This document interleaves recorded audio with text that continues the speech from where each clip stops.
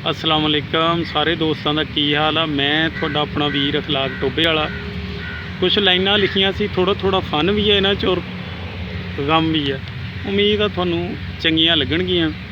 सुनो जी, लिखिया कि रांझिया तू पहले वाला रांझा नहीं रहा, दुख सुख मेरे नाल साझा नहीं रहा, मेरे तो बगैर होर किहड़ी लभ लई वे, साडे विचकार इन्नी दूरी वध गई वे, ते मज्जियां ना चारें वे तू बंदियां नूं चारदा, वंजली दी थाहें गल्लां बातां नाल सारदा, चूरी नहीं पसंद मंगे पीजे ते शवारवें, मेरे पल्ले चूरी लस्सी चौल ते अचार ने, बेले नहीं पसंद वे तू कोठी कार लभदा ऐ, फैशनां चो कमलिया खरे प्यार लभदा ऐ, ते मुंदरां दी थाहें सोच लौकटां ते गई ए, याद तैनूं कित्थों उन्हां चौकटां दी रही ए, जिथे खड़ लिखदे सी प्यार दियां चिट्ठियां, तेरियां पसंदां सब दौलतां च विकियां, ते मेरे तो बगैर किहड़ी रिन्न लेंगा खीर वे, दस दें जरूर जदों रिन्न लभ लई कोई हीर वे, मेरे तो बगैर किहड़ी रिन्न लेंगा खीर वे,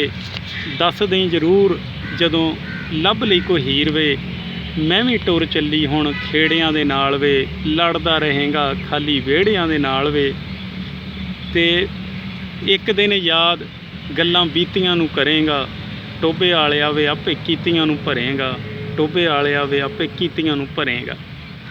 ते ये सी जी कुछ लाइनां, उम्मीद आ तुहानूं चंगियां लगियां होणगियां। ते फिर किस दिन कुछ गलबात करांगे, सांझी करांगे। रब रखा।